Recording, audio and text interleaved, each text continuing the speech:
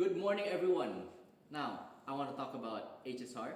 It's a game, okay? Now, when people hear the word gacha game, most probably imagine some flashy characters, cool combat, or maybe even players spending too much money online.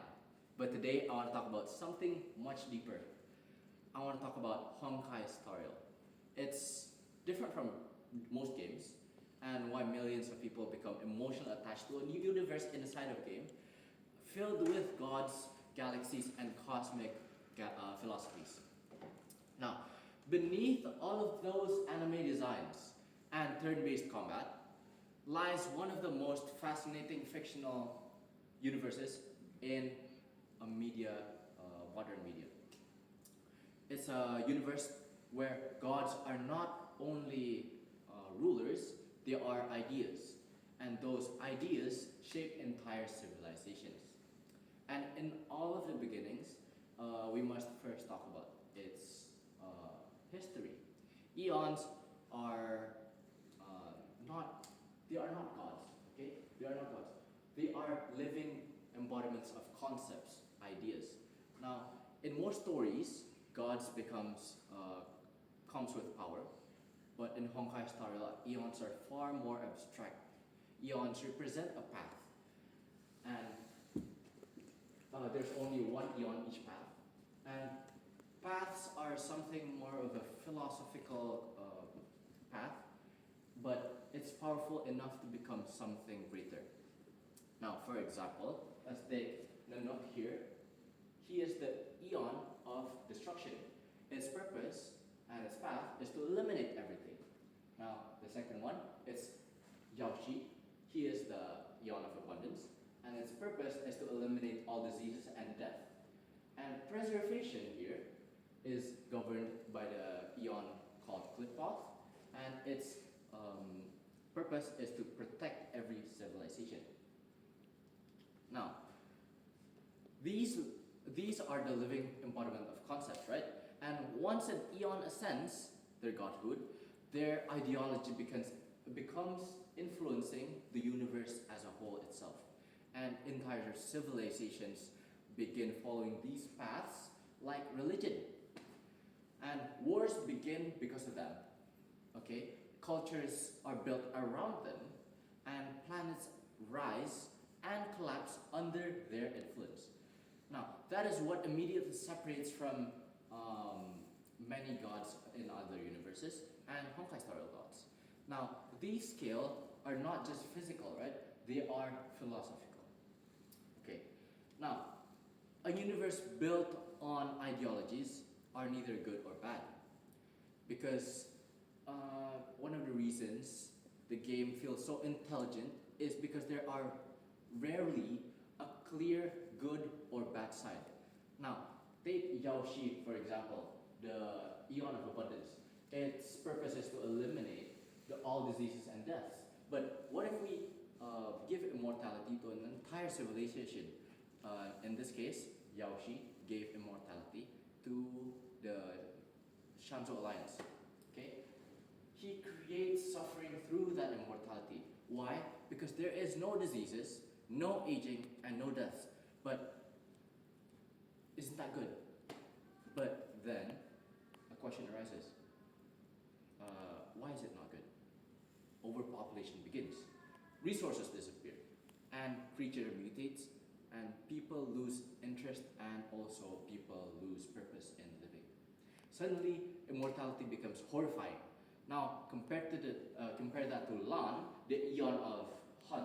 I didn't write it here, but Lan's own purpose is to kill the Eon of Abundance, which is Yaoshi, because he creates too much suffering. But even that raises a question. When does justice becomes a possession, and when does protection becomes endless violence? This game constantly questions us, creates conflicts where both sides believes that they are correct. And honestly, that feels more realistic than simple heroes versus villains. Because real history works the same way, right? Civilizations clash because of their beliefs and their visions of the future, not because one side wakes up and believes they're evil. Now, Every major world in the game feels completely unique because each one reflects different philosophies and struggles.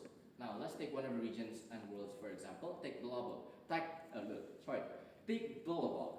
Now, in this game, Billabong is a frozen planet, post-apocalyptic, and underneath that post-apocalyptic city is all about survival and all about sacrifice and the cost of preserving humanity.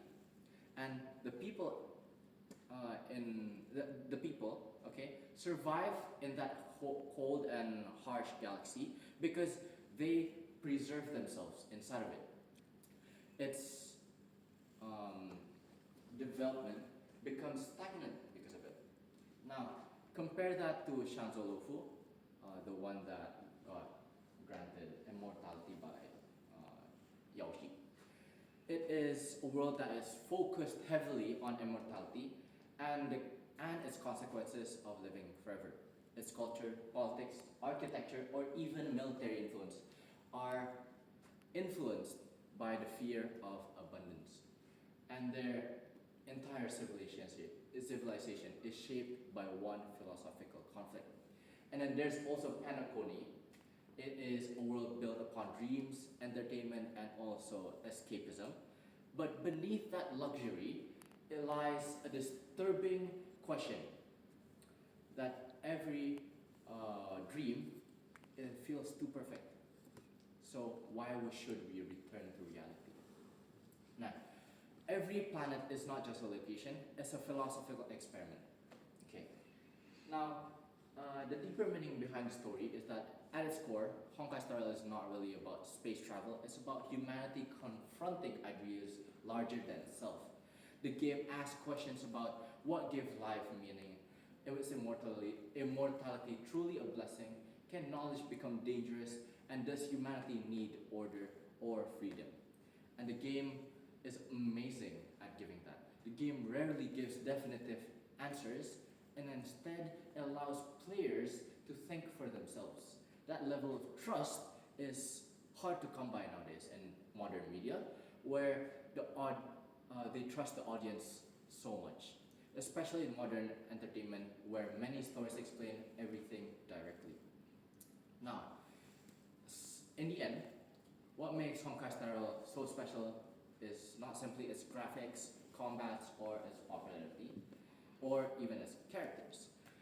It is the way the game portrays itself. It's a combination of philosophy, mythology, cosmic horror, history, and also human emotions. And one interconnected media and that universe. A universe where gods are ideas, okay? Where civilizations are shaped upon those gods, and where humanity continues searching for meaning among the stars. Thank you, that is all I can share to you. My name is Barransya Rayzard Dmitri Djasa, and I'm from Biomedicine Cohort 25. Thank you for listening to my TED Talk.